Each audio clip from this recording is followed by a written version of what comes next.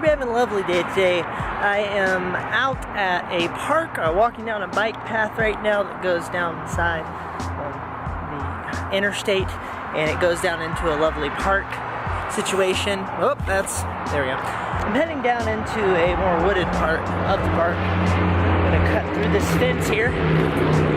Alright. Actually breaking into Area 51. First off, a second ago I was just driving through some neighborhoods, and I found a lemonade stand, and this lemonade stand reminded me that they had amazing marketing, because they had, it was just a bunch of little kids. When I came by, I mean, you would think I was the president. They were so happy to see me.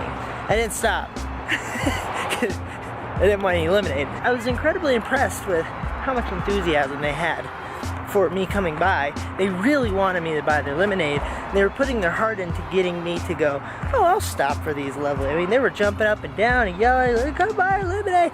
And that's good marketing. So in the last few days, I went to the desert. I went to a place called Little Sahara in Utah, and then I went to a place called Moab, which is pretty popular.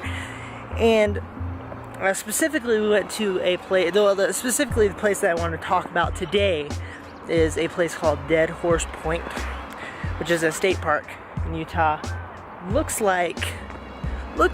basically like the Grand Canyon, but not the Grand Canyon. It was as close to what I feel like the Grand Canyon would look like as I've seen anything be. So as you guys know, my photography is about people. I would call myself a street photographer, but really the bigger umbrella that I would put myself under is a documentary photographer. This is a very large rock called Suicide Rock. Pretty exhilarating name. And apparently there's a legend of an Indian woman that jumped off of this rock. I'm gonna sit down. Hopefully my lighting is nice. Here we go. Oh yeah, that works. My photography is based around people. And whereas in the past I sort of felt like I needed to stay in urban environments and curate my stuff towards the street.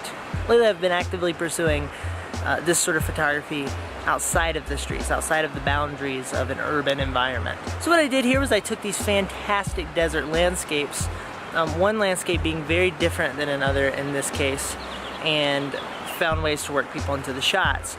The first one that we went to that I want to talk about is Little Sahara, which is exactly like it sounds. It's a little baby Sahara desert in the middle of Utah.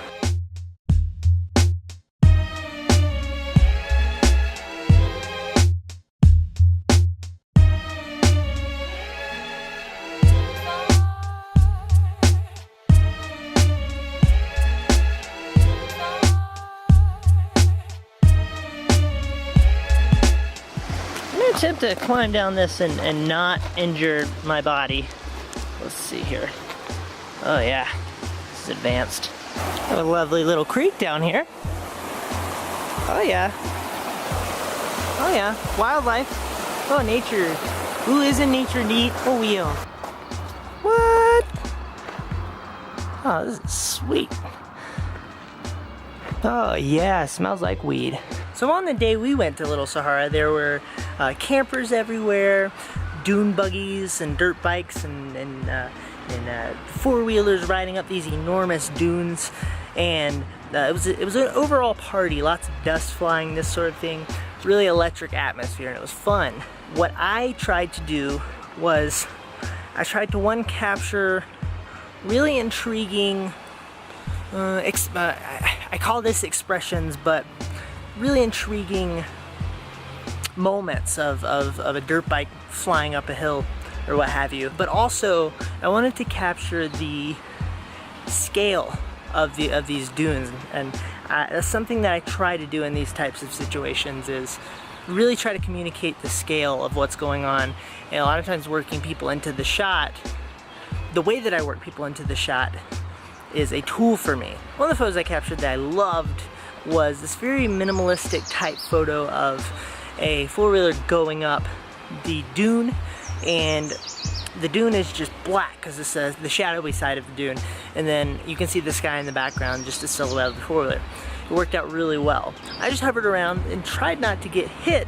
One, that's sort of priority numero uno, which I'm pretty decent at that because my brother, when I was growing up, he was a motocross rider, so I had a lot of experience around dirt bikes and what have you. Dune buggies hurt more though, I hear. Second, I was trying to use the light and the geometry in a really interesting way, along with the people. Along the front of the hill there were these consolidated groups of motorsports activists. Along the front of these hills were consolidated and condensed groups of people sitting on their various motorized vehicles waiting to go up the mountain. I decided to get close to those groups at different points in time, and one of the shots I got that was really fantastic was out of me getting so close to the action that I was ready for when something really interesting happened, which happened to be, in this case, two guys racing up the hill. Little Sahara was an extravagant experience, and the lighting was ridiculous. The other place that I wanted to specifically talk about was the sort of finale of the trip, which was, I zoomed out, there we go, which was a place called Dead Horse Point.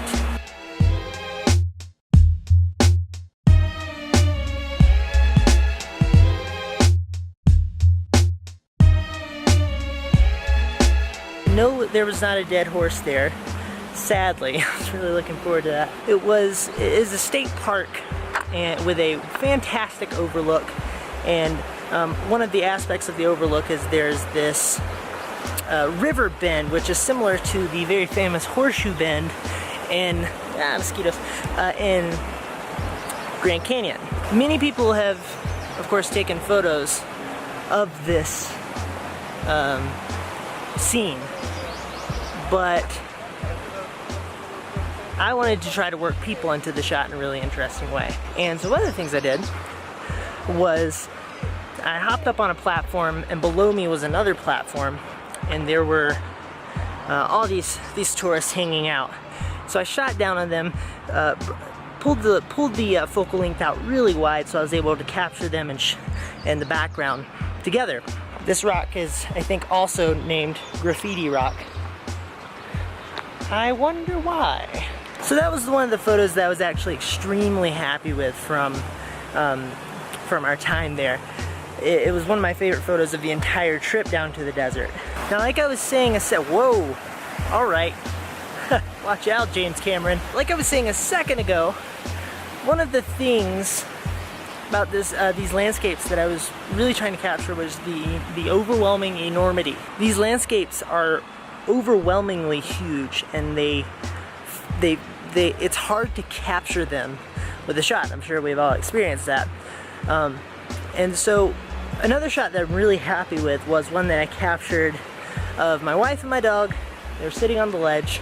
I captured the ledge, and the landscape was in the background. And in the part of our trip that went to Dead Horse Point, that was the one that I think captured the enormousness of the landscape better than any other shot I took. One interesting thing to note, I think, is when I was shooting these landscapes, sometimes I was shooting very wide, and sometimes I was shooting very tight. And I think both work. Both can communicate, or both can capture a landscape wonderfully if used intentionally.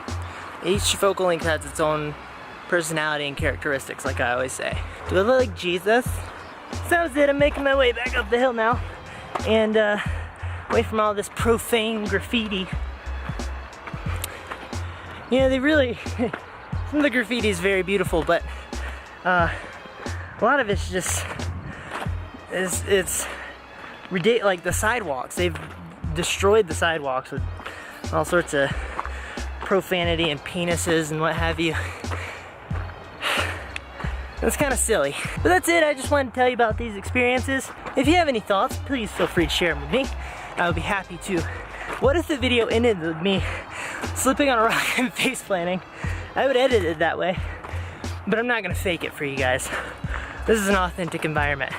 Please feel free to engage with me. I'd be happy to engage with you. Have a lovely day. Goodbye. Ah.